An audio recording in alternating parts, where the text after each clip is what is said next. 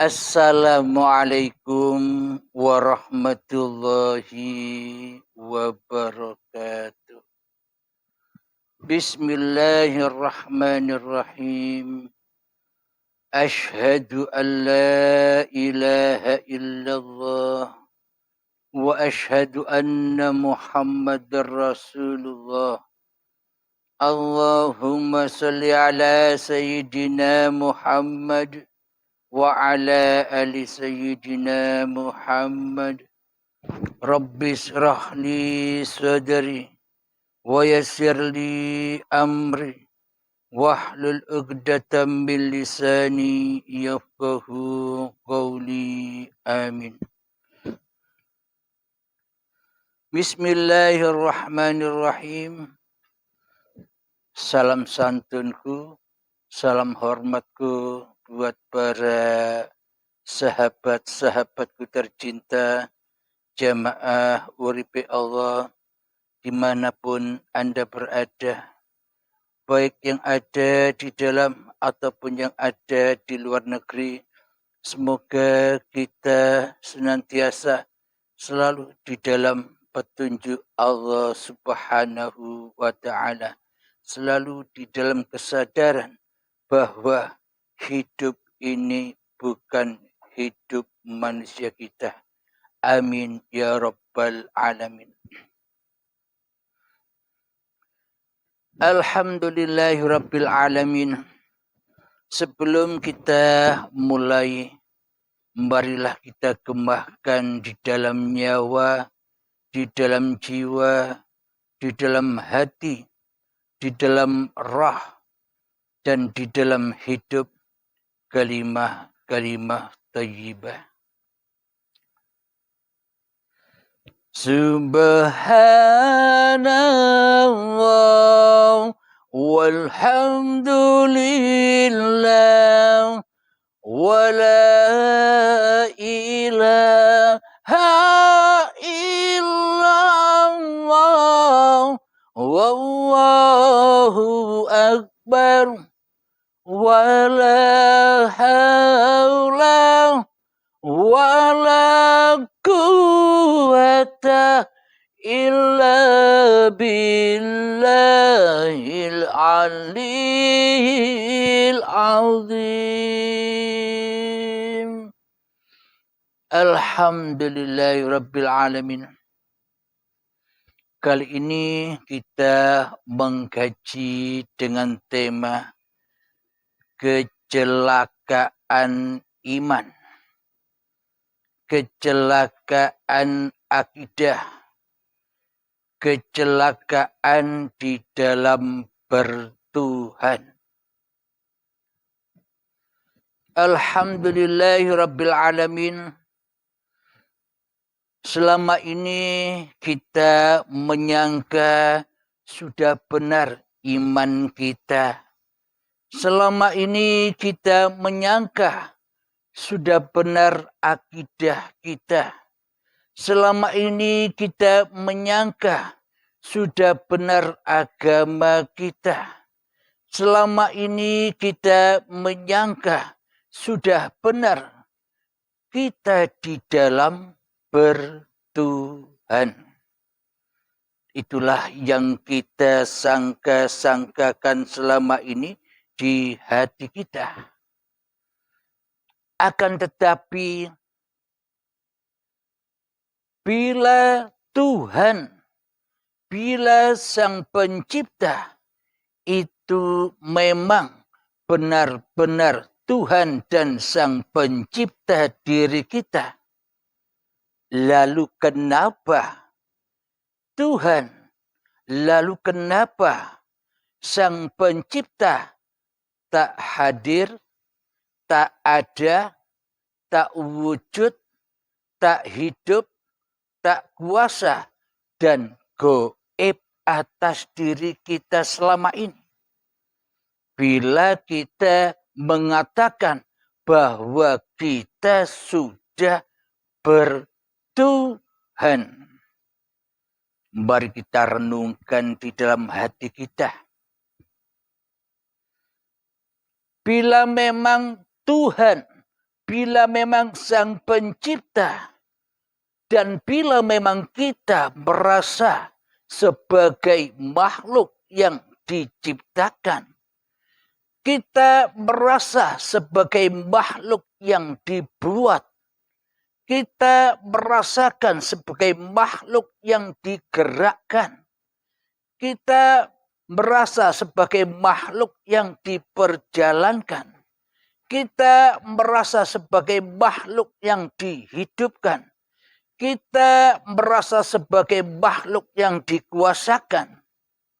Lalu bagaimana mungkin bila Tuhan, bila Sang Pencipta tidak wujud, tidak hidup, dan tidak berkuasa atas diri kita selama ini?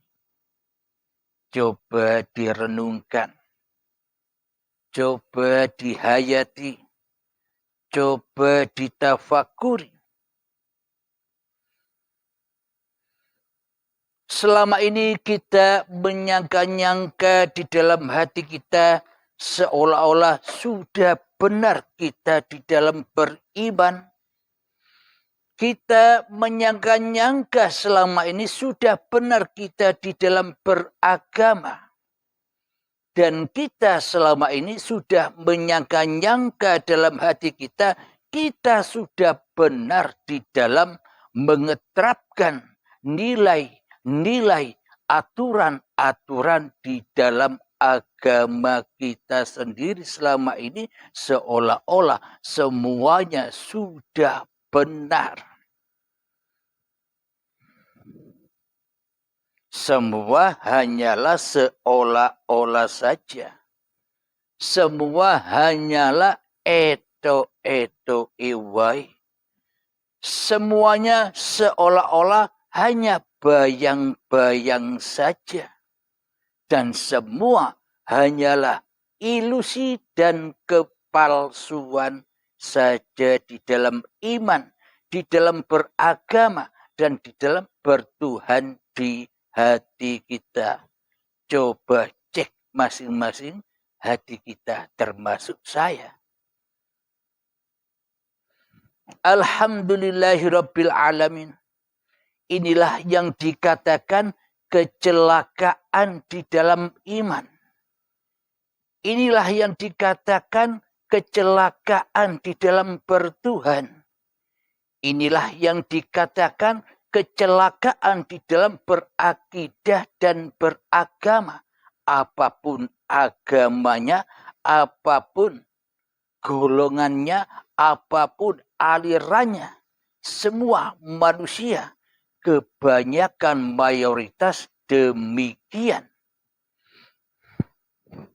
Semua manusia, karena sudah ada nasnya di dalam Al-Quran.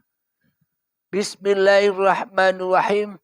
Kullu nafsin dha'iqatul maut. Yang bernyawa itu pasti akan terkena kematian. Siapapun orangnya, apapun agamanya, apapun alirannya, apapun golongannya, semuanya terkena kematian.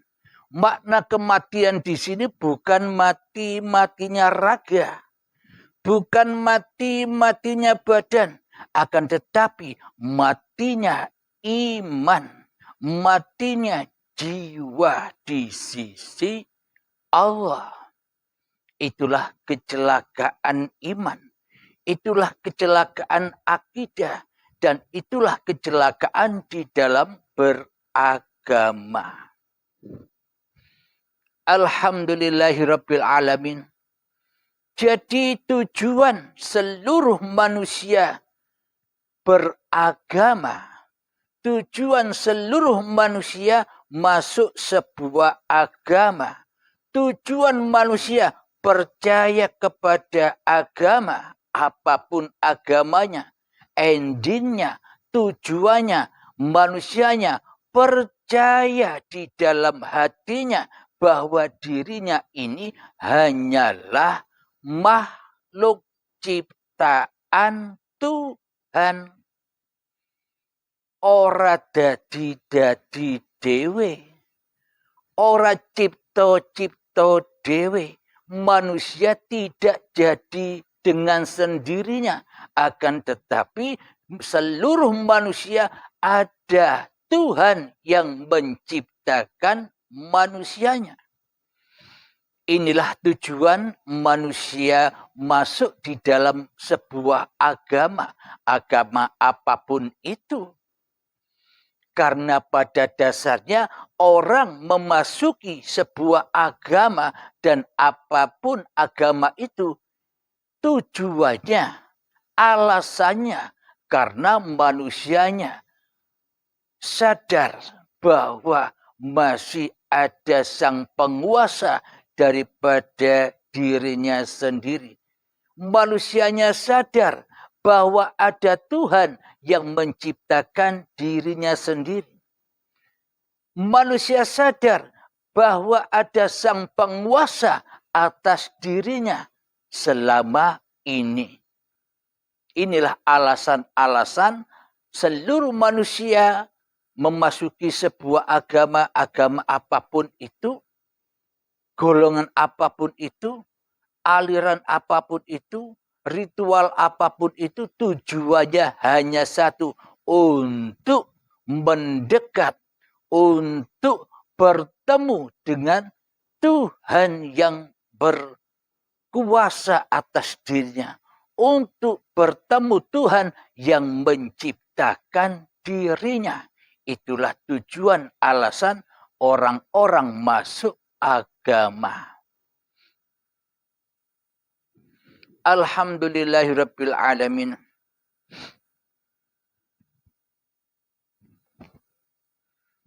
Mari kita lanjutkan. Mohon informasinya, Facebook aman ya, ada suaranya ya. Kita lanjutkan kembali. Itulah tujuan manusia di dalam memasuki agama-agama yang dianutnya. Itulah tujuan manusia memasuki aliran-aliran yang diikutinya. Dan itulah tujuan manusia mengikuti golongan-golongan yang diikutinya supaya bisa berjumpa dengan Tuhannya. Alhamdulillahirabbil alamin. Akan tetapi anehnya kita selama ini celaka dan kecelakaan di dalam menemui Tuhan. Celaka dan kecelakaan di dalam iman dan akidah kita di dalam bertuhan. Apapun agama Anda, apapun aliran, apapun golongan Anda, semua mengalami kecelakaan di dalam bertuhan. Alhamdulillahirabbil alamin. Bagaimana mungkin kita tidak celaka? Bagaimana mungkin tidak kecelakaan iman kita? Bahwa yang dikatakan sebuah iman itu adalah menyaksikan secara langsung, menyaksikan secara live Tuhan yang menciptakan dirinya. Jadi sebuah iman itu adalah hakul yakin, menyaksikan sendiri dengan mata kepalanya. Bukan hanya angan-angan saja. Bukan hanya mimpi-mimpi saja. Bukan hanya bayang-bayang saja. Bukan hanya ilusi-ilusi saja. Bukan hanya persangkaan-persangkaan saja. Akan tetapi menyaksikan Tuhan dengan mata kepalanya sendiri. Bila belum menyaksikan dengan mata kepalanya sendiri, berarti belum sah imannya, belum afdal imannya, belum masuk di dalam orang-orang yang beragama dan bertuhan, karena nyatanya di dalam hati kita selama ini Tuhannya tak ada. Yang ada hanyalah diri kita sendiri, yang jadi Tuhannya diri kita sendiri. Yang ada hanyalah hawa nafsu kita sendiri yang kita berhala-berhalakan di dalamnya. Yang ada di dalam hati kita hanyalah iblis dan setan yang selalu syirik, yang selalu mensekutukan kedudukan Tuhan di dalam masing-masing hati kita selama ini. Coba dihayati, coba ditafakuri, benar atau tidak apa yang dipaparkan ini. Alhamdulillahirabbil alamin. Kebanyakan manusia bilang, bagaimana mungkin kita bisa bertemu Tuhan? Sementara Tuhan itu tak ada, goib, tak terlihat. Bagaimana mungkin kita bertemu Tuhan? Atau Allah, Gusti, Sang Hyang Widi, dan sebagainya. Sementara nama-nama Tuhan itu rupanya goib adanya, tak nampak, tak wujud, tak hidup, dan tak berkuasa sama sekali terhadap diri kita. Mana mungkin kita bisa menyaksikan dengan mata kepala kita sendiri. Itulah persangkaan kita selama ini. Yang notabene selalu jatuh ke dalam kemahlukan kita yang duduk sebagai Raja dan Tuhan di dalam masing-masing hati kita sendiri-sendiri selama ini. Alhamdulillahirabbil alamin. Inilah yang dikatakan kecelakaan di dalam bertuhan. Inna lillahi wa inna ilaihi raji'un. Inilah yang dikatakan kematian di sisi Allah. Hati yang mati, jiwa yang mati di dalam bertuhan. Kelihatannya hidup manusianya. Akan tetapi sejatinya, hakikatnya di sisi Tuhannya, manusianya pada mati. Mati jiwanya, tidak sadar bahwa dirinya itu hanyalah ciptaan. Tidak sadar bahwa dirinya itu hanyalah makhluk. Tidak sadar bahwa dirinya itu hanyalah buatan Allah. Buatan Tuhan yang menciptakan alam semesta ini. Alhamdulillahirabbil alamin. Coba kita ilustrasikan. Seumpama kita sebagai tukang kuli bangunan, sebagai tukang pembuat rumah atau pabrik atau toko atau hotel dan sebagainya. Kita membuat rumah dengan berbagai macam bahan-bahan yang dibutuhkan. Jadi dibangunlah rumah itu sampai jadi rumah yang indah. Sampai jadi rumah yang mentereng. Akan tetapi, sanggupkah rumah yang indah itu? Sanggupkah rumah yang istimewa itu mengaku-akui bahwa dirinya lebih wujud, lebih kokoh, lebih nampak daripada yang membuat, daripada tukangnya? Selama ini di hati kita kan demikian. Kita melihat rumah yang indah, kita melihat rumah yang asri. Kita lupa bahwa rumah itu buatan. Buatan siapa? Buatan tukang-tukang itu. Kita tidak menyaksikan tukang-tukangnya.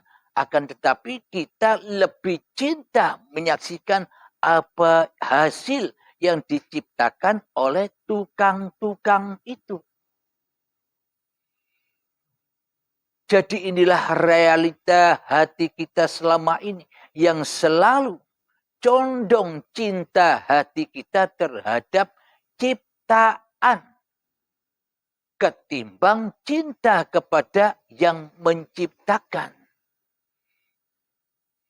Alhamdulillahirabbil alamin. Inilah sebuah kecelakaan hati kita, kecelakaan iman kita, kecelakaan akidah kita, kecelakaan beragama kita selama ini yang hanya dusta dan penuh kepalsuan. Kenapa dikatakan dusta dan penuh kepalsuan? Karena celaka di dalam imannya. Bila kita menyatakan iman kepada Tuhan yang menciptakan diri kita, tentunya yang menciptakan lebih wujud daripada yang diciptakan. Bila kita nyata-nyata iman kepada yang menciptakan kita, mestinya yang menciptakan lebih hidup daripada hidup yang diciptakan. Bila kita menyatakan iman kepada yang menciptakan diri kita, tentunya yang menciptakan lebih berkuasa daripada yang diciptakannya.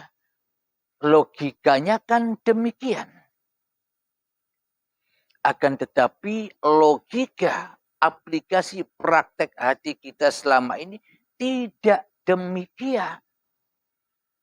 Jadi ciptaan, jadi yang dibuat, jadi yang dicipta lebih agung kedudukannya daripada yang menciptakan.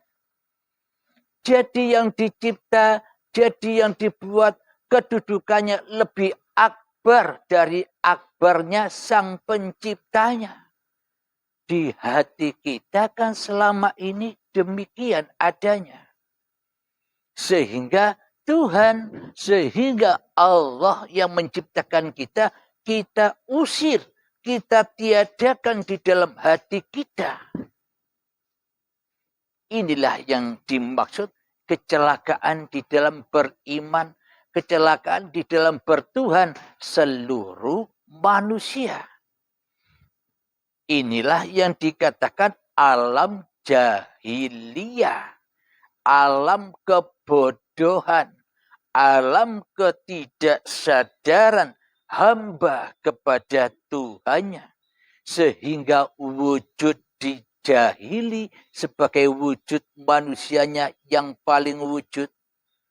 Sehingga hidup dijahili, hanya manusianya lah yang punya hidup. Allahnya mati, Allahnya tiada, Allahnya goib, Tuhannya tak ada, Tuhannya goib, Tuhannya mati. Sehingga manusia merasa dirinya lah yang paling kuasa daripada Tuhan yang menguasainya. Sehingga Allahnya tak bisa apa-apa. Sehingga Allahnya, Tuhannya tak bisa bersiapa-siapa. Jangankan bisa apa-apa dan bisa bersiapa-siapa. Duduk saja tidak bisa Allah. Yang bisa duduk hanya manusia. Berarti lebih kuasa mana Allah dengan manusia kalau begitu? Bila hanya manusianya yang bisa berapa-apa, bila hanya manusianya yang bisa duduk, bila hanya manusianya yang bisa berjalan, bila hanya manusianya yang bisa berlari, bila hanya manusianya yang bisa berilmu, bila hanya manusianya yang bisa sholat, bila hanya manusianya yang bisa ibadah, bila manusianya saja yang bisa bekerja, bila hanya manusianya saja yang bisa beramal, lalu buat apa kita nyembah Tuhan yang tak bisa apa-apa itu? Lalu buat apa kita menyembah Tuhan yang bodoh? Lalu buat apa kita menyembah Tuhan yang tak ada? Lalu buat apa kita menyembah Tuhan yang lemah? Lalu buat apa kita menyembah Tuhan yang ora bisa opo-opo? Inilah realitanya dan inilah yang sesungguhnya kesalahan-kesalahan kita, kecelakaan-kecelakaan kita di dalam kehidupan ini, terutama di dalam iman kepada Sang Pencipta diri kita. Apapun agama Anda, apapun aliran dan golongan Anda, semuanya sama. Tak ada bedanya, termasuk saya juga. Alhamdulillahirabbil alamin. Mohon maaf, minum dulu.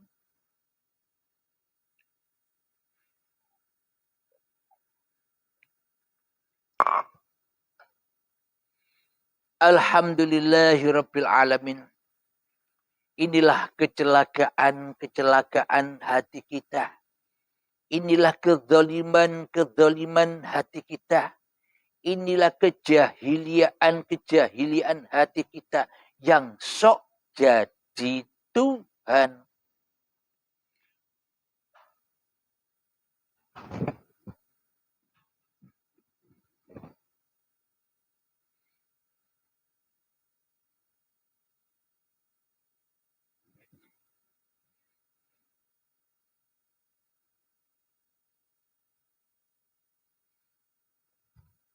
Alhamdulillahirabbil alamin.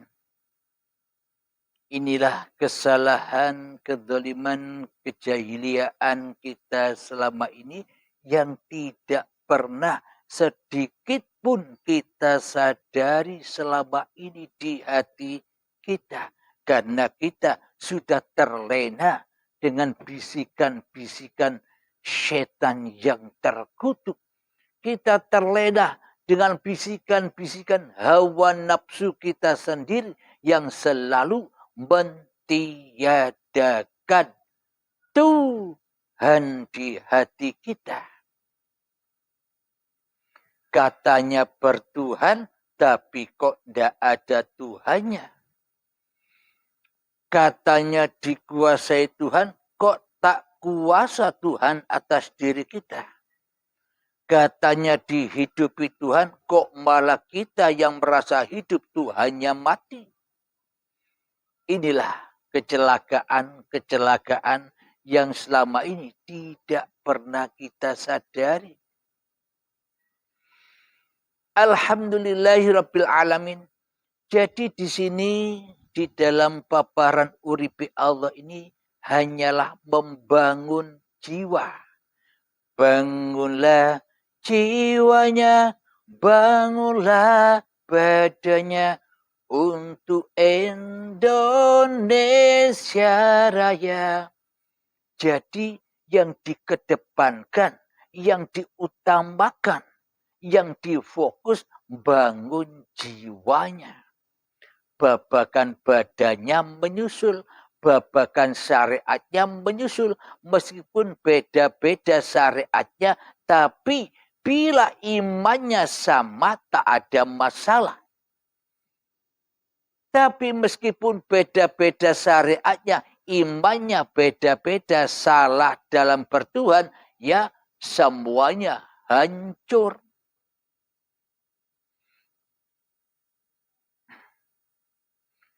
Meskipun syariatnya sama, semua manusia sama, tapi Tuhannya berbeda-beda. Tuhannya masih hawa nafsu yang mentuhani, ya semuanya celaka. Jadi di sisi Allah itu yang membuat sama itu adalah imannya yang di dalam hati, yang mana di dalam hati selalu menyaksikan Tuhan dengan mata kepalanya sendiri. Tidak jari-jari, tidak kata-katanya, tidak kata orang, tidak kata Al-Quran, tidak kata kiai, tidak kata pastor, tidak kata siapapun. Tapi menyaksikan dengan sendiri zat hidup yang menghidupi diri manusianya. Jadi apakah bisa Tuhan Sang Pencipta itu dilihat dengan mata kepala? Jadi bagi orang awam, bagi kita yang masih duduk di dalam tatanan hanya syariat-syariat saja, hanya kemanusiaan-kemanusiaan saja, ya takkan pernah memahami. Kenapa? Karena kita selama ini sudah kelamaan jadi Tuhan. Sudah kelamaan jadi Allah. Kita selama ini sudah kelamaan jadi Allah. Kita selama ini sudah kelamaan jadi Gusti. Kita selama ini sudah kelamaan jadi Sang Yang Widi atas hati masing-masing diri kita sendiri. Sudah kelamaan. Jadi memang sulit untuk memahami ini.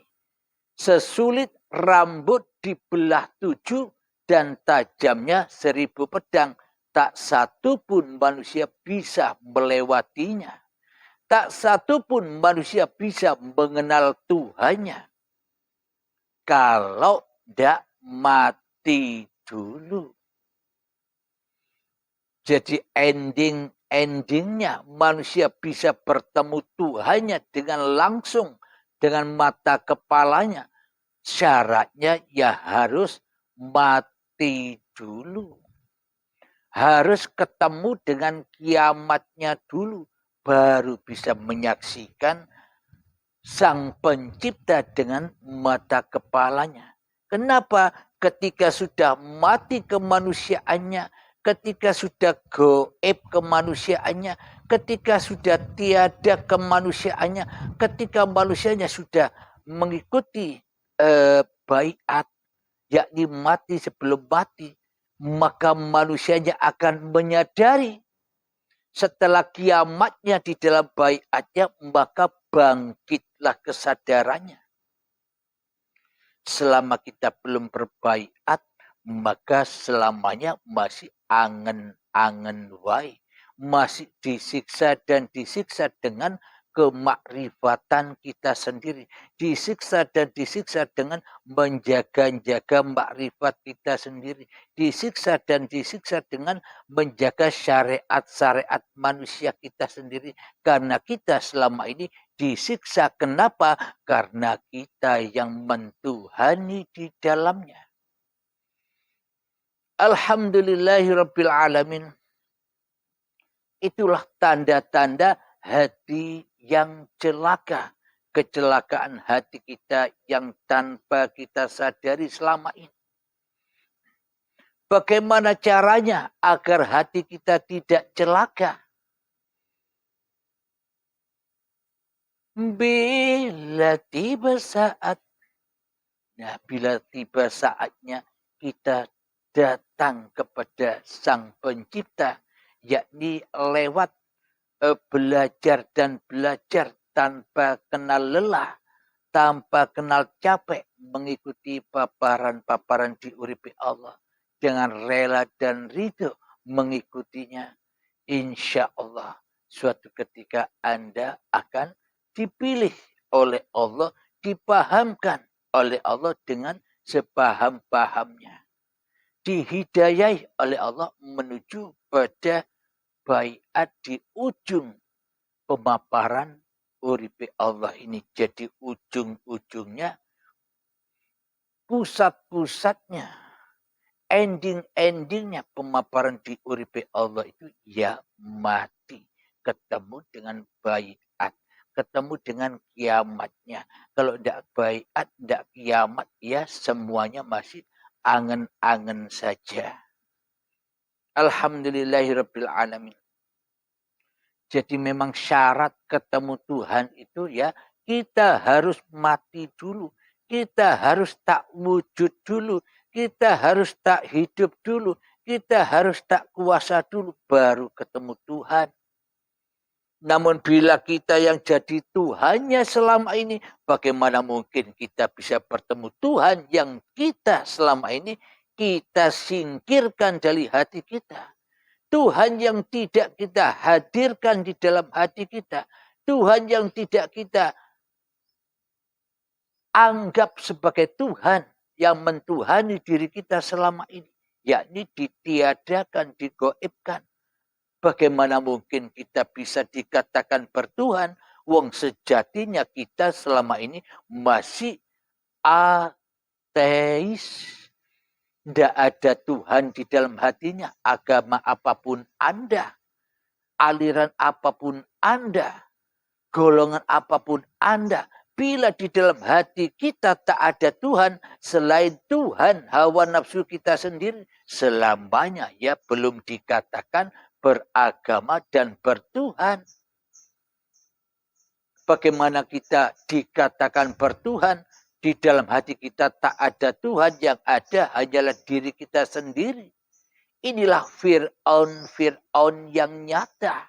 Maknanya yang ada di dalam hatinya hanyalah Fir'aunnya. Tuhannya tak ada. Sama kan dengan diri kita selama ini. Menyerupai Fir'aun daripada menyerupai para nabi dan rasul. Jadi dikisahkan di dalam Al-Quran itu penuh dengan kisah-kisah yang bermakna, yang berhikmah untuk kita ambil hikmahnya di dalam hati kita. Jadi di dalam cerita Al-Quran itu bukan cerita orang lain, bukan cerita alam lain yang diceritakan di dalam Al-Quran itu sejatinya ya diri kita sendiri yang diceritakan. Agar kita bisa membaca di dalam diri kita. Agar kita bisa iqra' kitabah. Bacalah kitabmu. Dengan apa kau baca kitabmu? Dengan Tuhanmu yang menciptakan kamu. Dengan uripe Allah. Bacalah urip kui. Jadi tanpa uripe Allah, mana mungkin kita bisa membaca urip? Tanpa hidupnya Allah, bagaimana mungkin kita bisa menyaksikan hidup? Tanpa uripe Allah, bagaimana mungkin kita bisa menyaksikan diri kita ini? Halim atau Anda, masing-masing Anda, masing-masing nama Anda. Bila tak ada uripe Allah, apakah Anda ada? Apakah Anda wujud? Apakah kita wujud? Apakah kita ada? Apakah kita berkuasa tanpa uripe Allah? Nah, akan tetapi selama ini kita terlena di dalam kedirian manusia kita daripada kepada kedirian Tuhan Sang Pencipta diri kita. Itulah kecelakaan yang terakbar, kecelakaan yang terbesar, kecelakaan yang teragung. Maknanya ya, puncak-puncaknya dari seluruh kesalahan ya ketika hati kita mensekutukan kedudukan Allah, ketika di dalam hati kita mensekutukan diri kita dengan Allah. Mestinya Allah yang wujud, kok kita merasa diri yang wujud? Mestinya Allah yang hidup, kok kita merasa diri yang hidup? Mestinya Allah yang berkuasa, kok kita merasa bisa kuasa apa saja? Duduk kuasa kita, berdiri kekuasaan kita, membaca kuasa kita, makan kuasa kita, minum kuasa kita, merokok kuasa kita, mandi kuasa kita, sholat kuasa kita, ibadah kuasa kita, zakat kuasa kita, haji kuasa kita, puasa kuasa kita, memasak di dapur kuasa kita, bekerja kuasa kita, kaya kuasa kita. Semuanya diakui kuasa diri manusianya, kuasa hawa nafsunya. Lalu apa bagian Tuhan itu yang mana? Bila semuanya diambil alih oleh manusianya. Lalu percuma dong kita mengatakan diri kita bertuhan. Lalu percuma dong kita mengatakan beriman kepada Tuhan.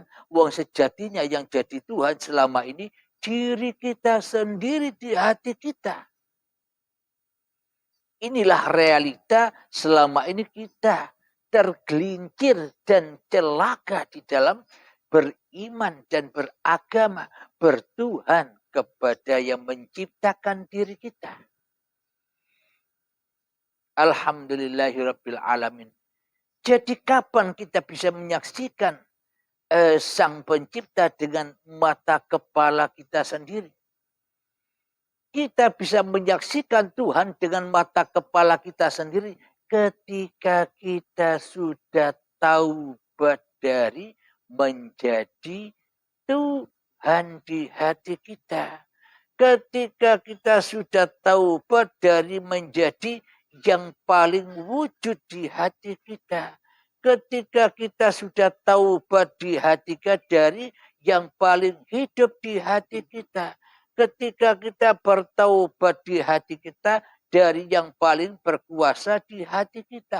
Taubat, hancurkanlah dirimu bersama Tuhanmu yang menciptakan kamu. Ketika itulah mata kepala ini miliknya siapa?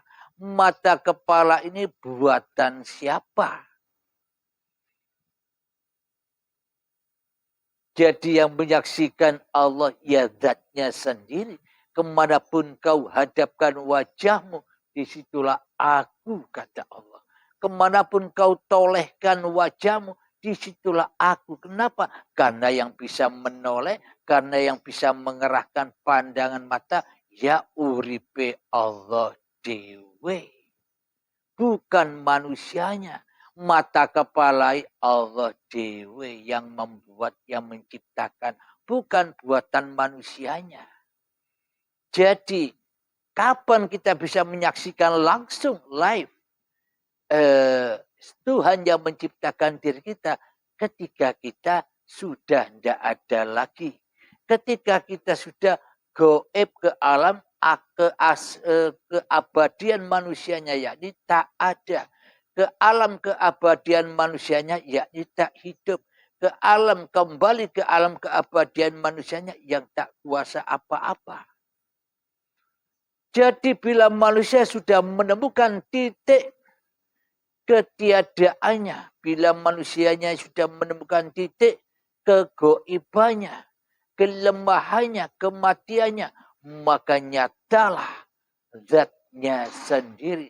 Araftu Rabbi bi Rabbi. Aku menyaksikan Tuhanku dengan Tuhanku.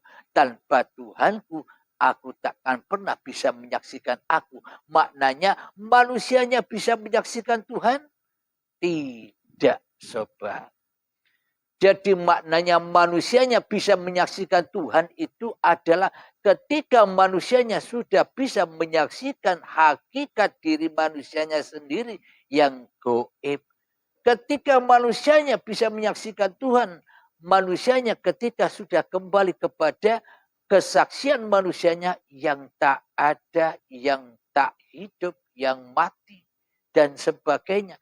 Baru manusia itu menjadi Khalifatullah. Baru manusia itu menjadi utusan Allah. Baru manusia itu menjadi Rasulullah. Baru manusia itu menjadi pesuruh-pesuruh Allah. Wakil-wakil Allah di dunia ini.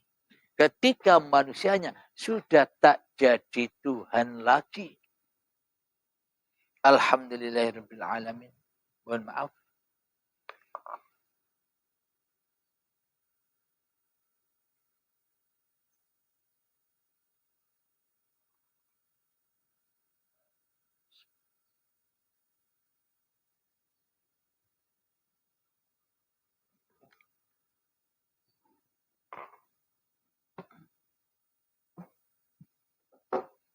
Sampai sini apakah kita sudah menyadari kesalahan-kesalahan kita, kecelakaan-kecelakaan kita di dalam bertuhan dan beragama?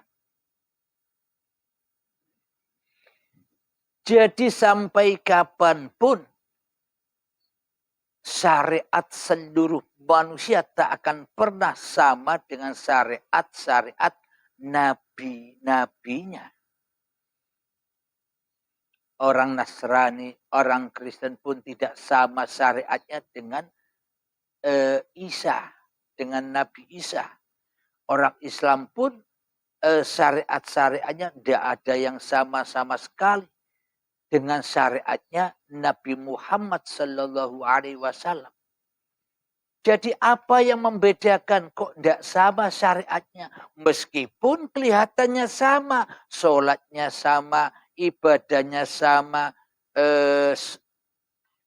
amal-amalnya sama, pakaiannya tidak sama. Meskipun kelihatannya pakaiannya sama, pakai jubah. Boleh Anda meniru Nabi Muhammad semuanya apa yang dilakukan, cara duduknya, akhlaknya, makannya, sholatnya, puasanya, kasih sayangnya. Boleh kita meniru plek dengan syariatnya yang dikerjakan Nabi Muhammad secara dohiriyah. Bila kanjeng Nabi Muhammad naik onta, Anda harus naik onta, samakan. Bila Nabi Muhammad makan tanpa sendok, Anda pun juga tanpa sendok, samakan. Cobalah untuk menyamakan amal-amal yang dilakukan Nabi secara dohiriyah.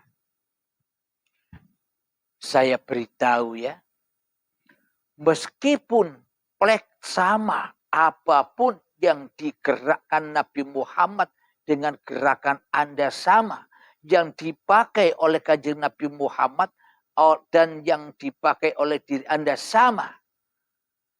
Meskipun masanya tidak sama, kita coba, kita seakan-akan sama masanya dengan Nabi Muhammad.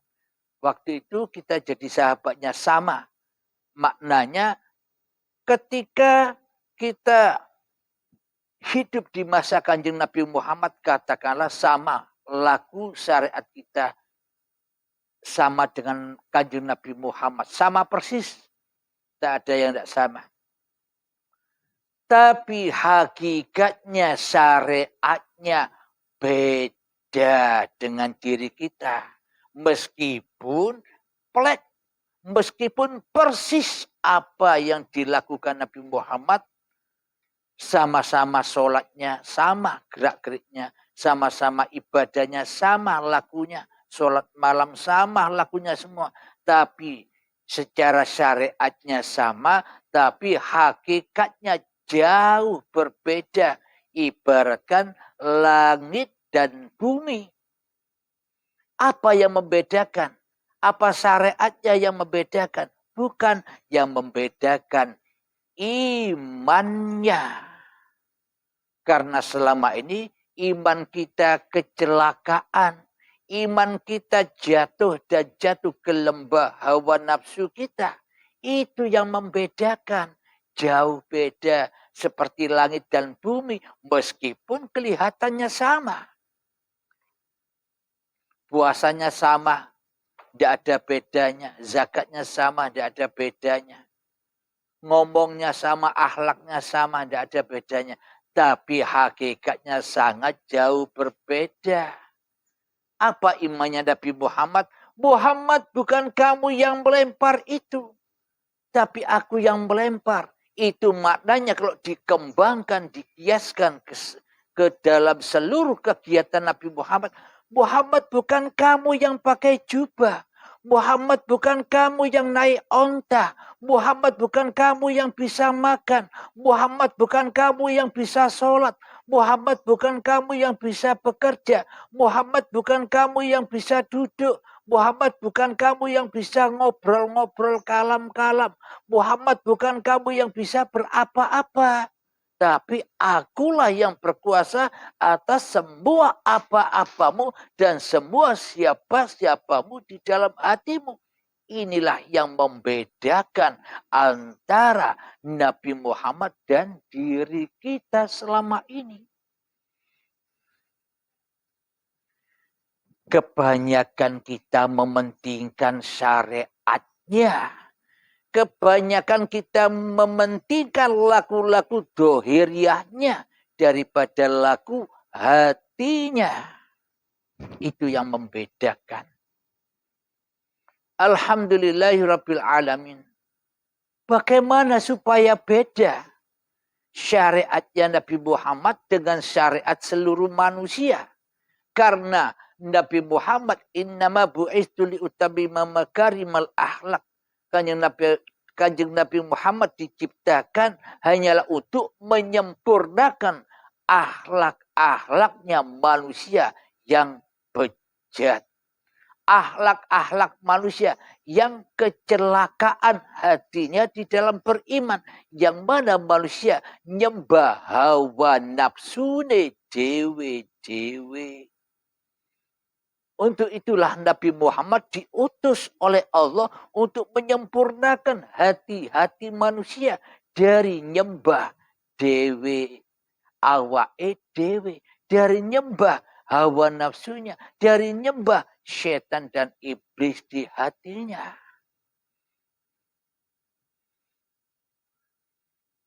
Dan Kanjeng Nabi Muhammad adalah contoh suri tauladan untuk seluruh manusia. Bukan orang Islam saja, seluruh manusia. Contoh untuk dicontoh Kanjeng Nabi Muhammad sallallahu alaihi wasallam sebagai Rasulullah. Jadi seluruh manusia wajib nyontoh di dalam hatinya menjadi Rasulnya Allah. Jangan jadi Rasulnya hawa nafsumu dewe-dewe. Jadi semua manusia mencontoh Nabi Muhammad menjadi utusan Allah. Jangan mau diutus oleh hawa nafsumu dewe-dewe. Jadi Nabi Muhammad diutus menjadi pesuruh Allah. Kita harus mencontoh, kita jangan sampai disuruh oleh hawa nafsu kita dewe-dewe. Inilah bukti bahwa Kanjeng Nabi Muhammad diciptakan untuk sebuah contoh agar diikuti oleh seluruh manusia. Jadi bila hati kita tak bertuhan, maka tak akan sama syariatnya dengan Kanjeng Nabi Muhammad dan syariatnya dengan para nabi dan rasul. Tidak sama. Akan tetapi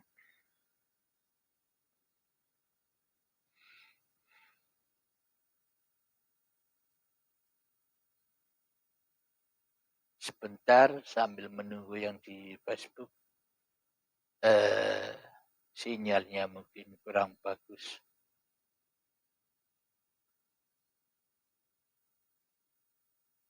Alhamdulillahirabbil alamin.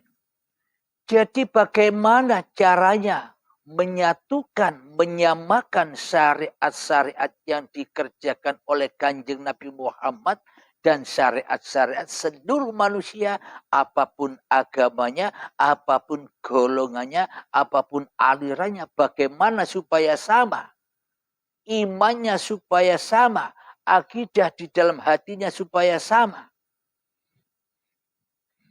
Supaya sama, ya jangan ngaku-ngaku urip.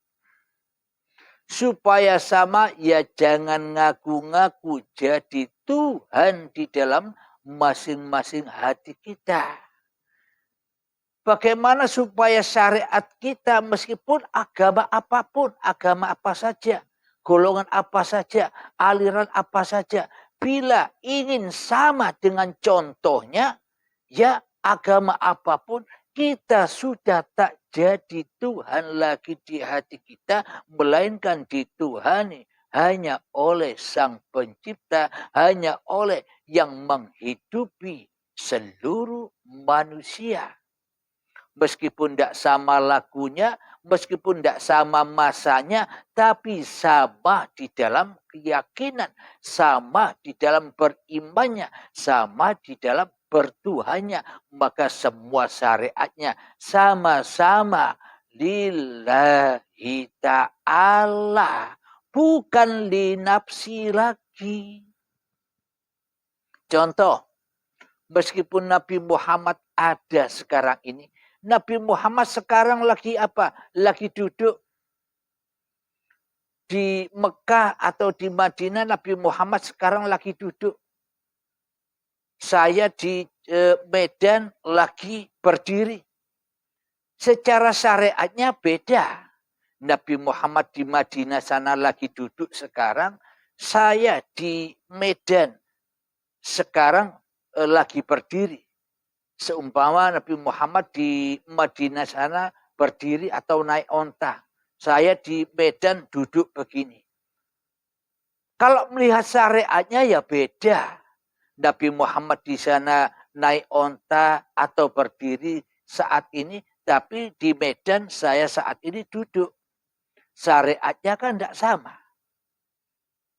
Menurut apa yang kita lihat dengan mata kepala ini. Akan tetapi di sisi Allah sejatinya, hakikatnya sama syariatnya. Meskipun beda kelihatannya, tapi sama kedudukan syariatnya. Nabi Muhammad naik onta, Nabi Muhammad berdiri tanpa kuasa Nabi Muhammadnya. Ketika naik onta, Muhammad bukan kamu yang bisa naik onta. Muhammad bukan kamu yang bisa berdiri. Sama di sini di Medan. Halim bukan kamu yang bisa duduk itu. Halim bukan kamu yang bisa ngoceh itu. Nah, kan sama.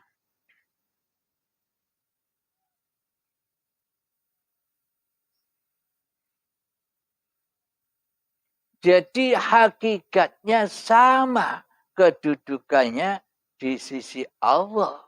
Meskipun beda penampilannya di sisi manusianya.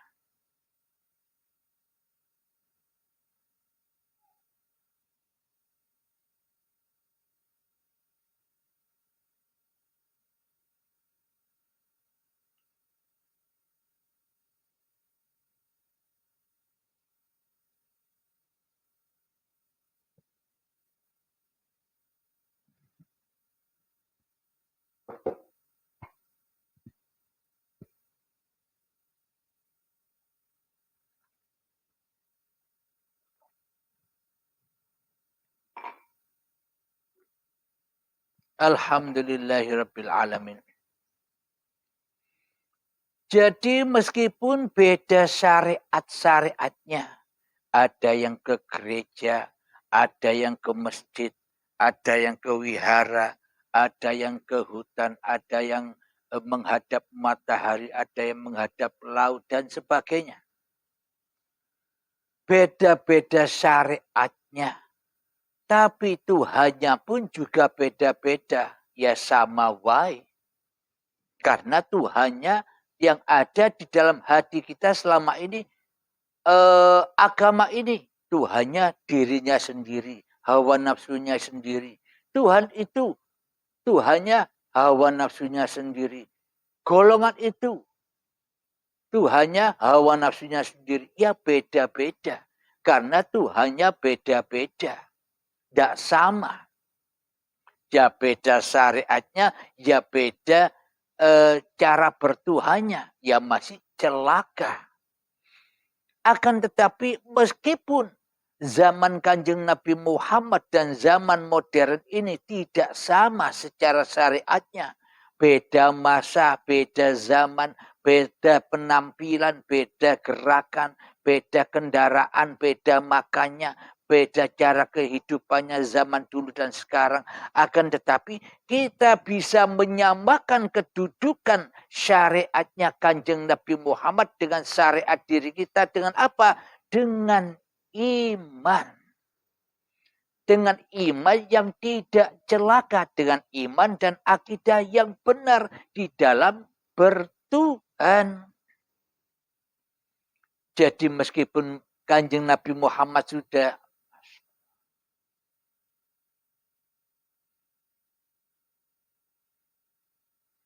Kanjeng Nabi Muhammad sudah wafat, sudah meninggal, tapi umat yang sepeninggalnya, contoh seperti kita semua, Bagaimana cara menyamakan kedudukan, cara menyamakan syariatnya agar tidak jauh beda, agar tidak nyimpang dari syariatnya Nabi Muhammad.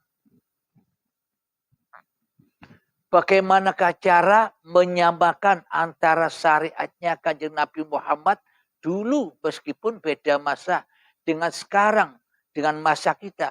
Bagaimana cara menyamakan, memancarkan. Caranya ya pancarkan imannya Kanjeng Nabi Muhammad dengan iman kita. Maknanya Kanjeng Nabi Muhammad di dalam hatinya tidak ngaku-ngaku bahwa yang hidup itu Kanjeng Nabi Muhammad. Kanjeng Nabi Muhammad waktu itu tidak mengaku-ngaku di dalam hati Kanjeng Nabi Muhammad, Muhammadnya yang berkuasa. Kanjeng Nabi Muhammad saat hidupnya tidak mengaku-ngaku bahwa dirinya yang lebih wujud daripada wujud Tuhannya. Apa buktinya? Muhammad bukan kamu yang lempar. Berarti lebih wujud mana antara Allah dan Muhammadnya. Bila Nabi Muhammad tak bisa melempar, bila Allah yang bisa melempar, berarti siapa yang lebih wujud di dalam hati Nabi Muhammad? Allahnya atau Muhammadnya? Inilah yang membuat persamaan seluruh manusia bila manusia menyadari bahwa dirinya hanyalah ciptaan, hanyalah buatan, hanyalah Rasulullah, hanyalah utusan Allah, hanyalah pesuruh Allah, bukan disuruh, diutus, dirasuli, awake dewe. Jadi yang membuat sama adalah ketika iman kita sudah selamat menuju Allah dengan cara baiat atau mati sebelum mati. Bila iman kita belum sama dengan Kanjeng Nabi Muhammad, ya selamanya apapun yang kita kerjakan, apapun ibadah yang kita lakukan, sholat 1000 tahun pun, mohon ampun istighfar sebiliar kali pun, ya semuanya tak ada imbasnya. Semuanya hanyalah menjadi racun-racunnya hati saja, tambah jauh dari Tuhannya. Semakin banyak ibadah, semakin tinggi ilmunya, semakin menjadi racun meracuni hatinya. Berasa bangga, berasa mulia dirinya daripada orang lain. Mending kita merasa bodoh, mending kita merasa tak bisa apa-apa. Karena hakikatnya diri manusianya lah yang bodoh. Karena hakikatnya diri manusianya lah yang tak bisa berapa-apa. Yang tak bisa bersiapa-siapa kecuali uripe Allah dewe. Alhamdulillahirabbil alamin. Mari kita kutipkan imannya Nabi Muhammad dan imannya para nabi dan rasul. Agar kita lebih mantap yakin lagi. Agar saya tidak dikatakan cerita menghayal saja. Karena semua paparan di uripe Allah ini mengandung amal atau Al-Quran. Jadi Al-Quran tidak hanya dibaca saja. Jadi sudah menjadi pelaku dari Al-Quran itu sendiri. Siapa yang melakukan di dalam isi Al-Quran? Ya siapa yang mendatangkan isi Al-Quran? Ya uripe Allah dewe.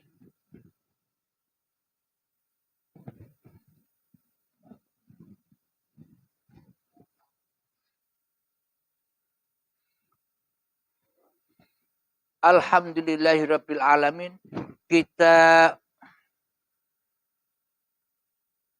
buka di dalam surat Al-Imran ayat yang ke-67. Inilah buktinya imannya Nabi Muhammad, inilah buktinya imannya Nabi Ibrahim, dan inilah buktinya imannya para nabi dan para rasul. Agar kita bisa mencontohnya, agar kita bisa mengikutinya. Agar apa? agar sama semua syariat yang dilakukan para nabi, agar sama syariat yang dilakukan oleh para rasul, dan agar sama syariat yang kita lakukan. Jadi agar sama syariatnya. Kenapa? Karena imannya sama. Di dalam surat Al-Imran ayat yang ke-67. Bismillahirrahmanirrahim. Ma kana Ibrahim Yahudiyyan wala Nasraniyyan walakin kana hanifan muslima wa ma kana minal musyrikin. Yang artinya Ibrahim bukanlah seorang Yahudi dan bukan pula seorang Nasrani. Tetapi dia adalah seorang yang lurus. Atau Muslim, dan dia tidaklah termasuk orang-orang yang musyrik.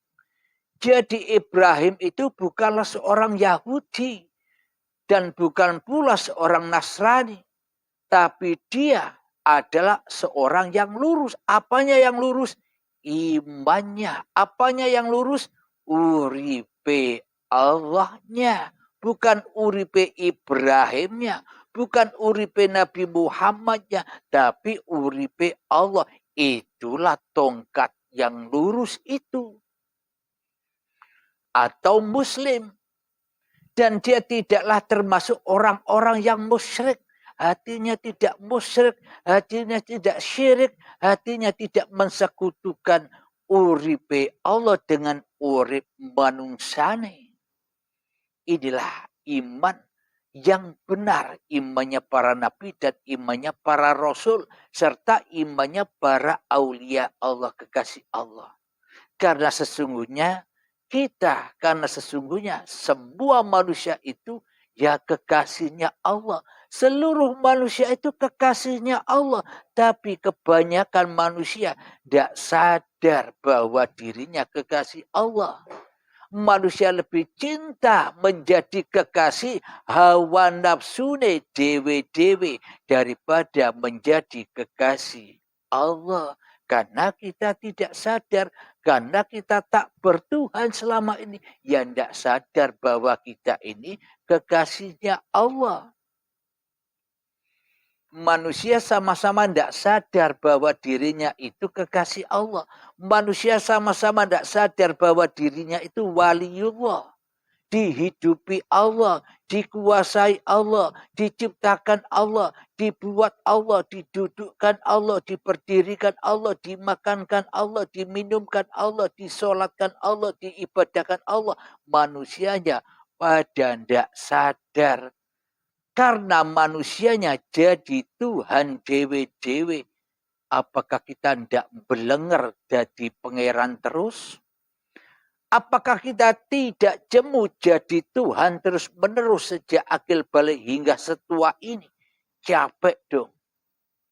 Kita perlu refresh, perlu nyantai-nyantai di dalam surganya Allah setelah melewati hari kiamat dan pintu baiat. Baru kita bisa nyantai sebagai manusianya yang tak bisa apa-apa. Alhamdulillahirabbil alamin. Ada ayat lagi supaya kita tambah yakin dengan paparan di uripe Allah ini. Di dalam surat Al-Baqarah ayat yang ke-165. Ayat 165.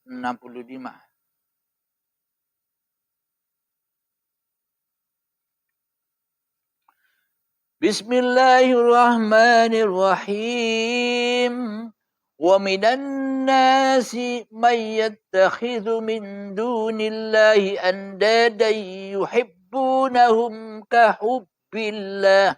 Walladzina amanu ashaddu hubban lillah.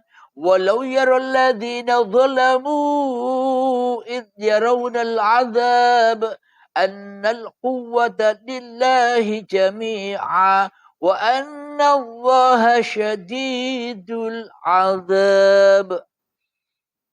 Yang artinya, dan Tuhan kamu adalah Tuhan yang Maha Esa.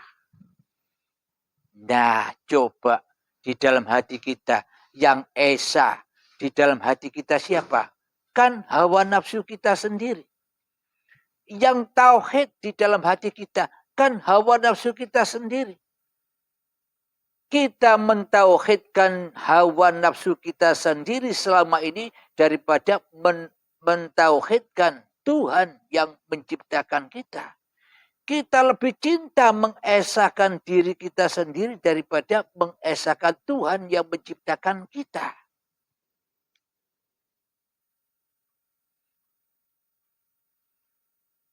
Tidak ada Tuhan selain Dia. Nah, di dalam hati kita ada siapa?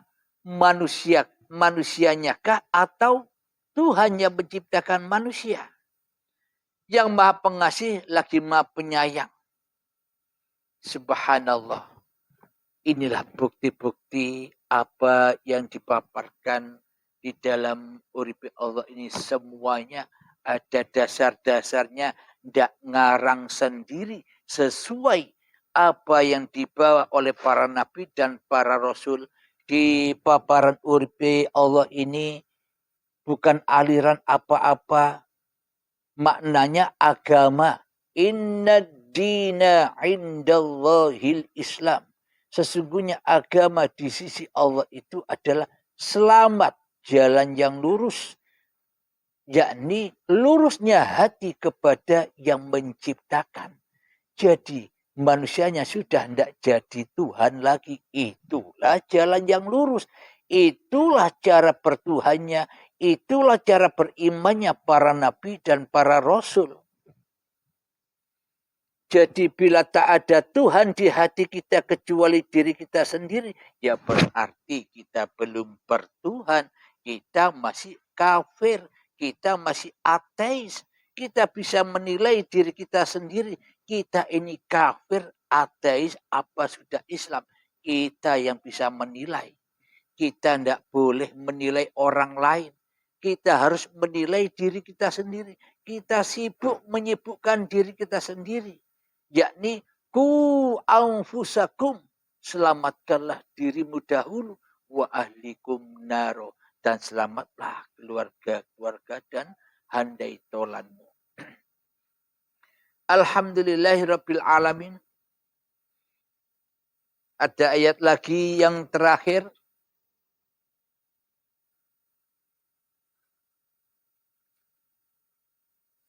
Nah, di dalam surat Al-Baqarah ayat 165.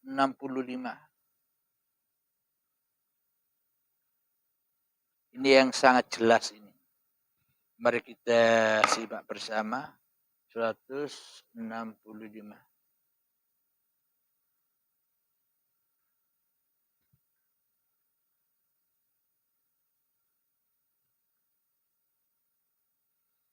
Dan di antara manusia ada yang menyembah Tuhan selain Allah sebagai tandingan. Di dalam hati kita yang ada hanya siapa? Hawa nafsu kita atau Allah? Bila di dalam hati kita Allahnya gaib, Allahnya tak ada, Allahnya tak hidup, Allahnya tak berkuasa, berarti kita selama ini menandingi Allah. Kita yang jadi Tuhan di dalam hati kita, itulah iman yang celaka. Bila iman kita celaka, buat apa kita ibadah dan sholat? Ya percuma. Oh, tidak nyembah Tuhan kok sholat dan ibadah. Sembah dulu Tuhanmu yang menciptakan kamu, baru bisa sholat dan ibadah. Bila kita belum menyembah, mengabdi kepada Tuhan yang menciptakan diri kita, ya bagaimana mungkin kita bisa sholat dan ibadah? Wong semuanya ternyata selama ini sejak akil balik hingga setua ini, ibadah dan sholat kita hanyalah untuk pemuas hawa nafsu kita sendiri. Kita selama ini nandingi Allah. kita selama ini nanding-nandingi Tuhan tanpa kita sadari selama ini. Alhamdulillahirabbil alamin.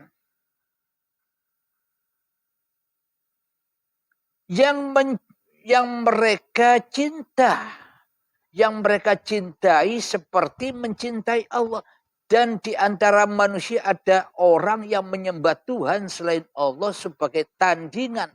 Yang mereka cintai seperti mencintai Allah. Jadi manusia mencintai Allah itu tapi salah jalannya.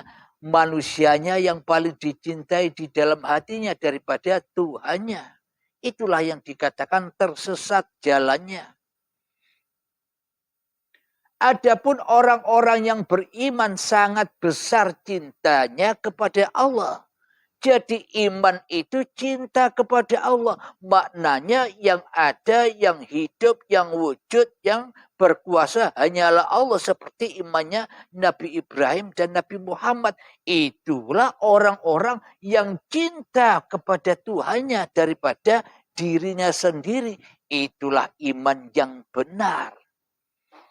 Jadi di paparan uripe Allah ini untuk memurnikan kembali ajaran-ajaran para nabi dan para rasul, ajaran kemurnian Kanjeng Nabi Muhammad yang selama ini lenyap, terpendam di dalam angkara murka.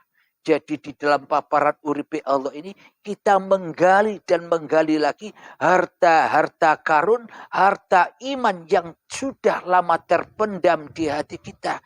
Kita gali-gali pelan-pelan dengan nyimak selalu di paparan uripe Allah. Menggali harta karun, menggali iman.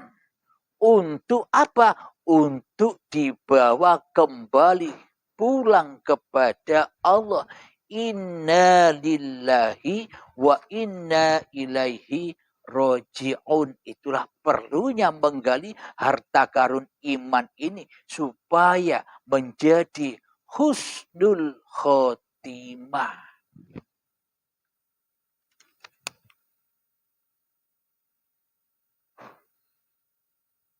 Sekiranya orang-orang yang berbuat dolim itu melihat ketika mereka melihat azab pada hari kiamat bahwa kekuatan itu semuanya milik Allah dan bukan dan bahwa Allah sangat berat azabnya.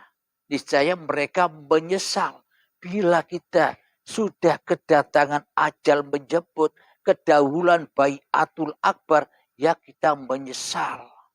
Menyesal kenapa dulu aku tidak baiat. Kenapa dulu aku tidak mati sebelum mati? Kenapa dulu aku tidak berguru? Kenapa dulu aku belajar dewe? Akhirnya ya yang menjadi mursyidnya, yang menjadi pembimbingnya, yo awake dewe. Akhirnya ya disesat-sesatkan pemahamannya. Berasa sudah bermakrifat sendiri. Padahal yang makrifat setannya. Yang makrifat yo awake dewe. Merasa sudah pandai.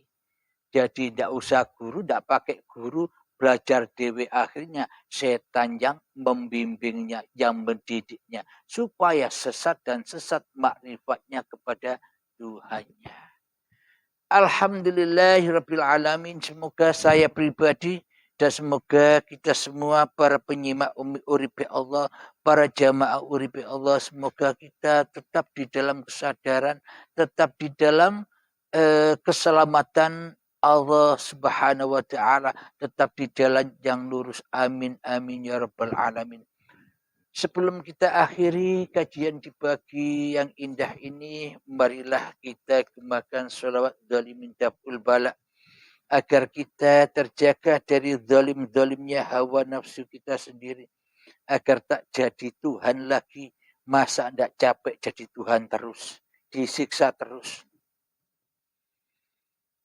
Allahumma salli ala Sayyidina Muhammad wa ashghili zalimin bi zalimin.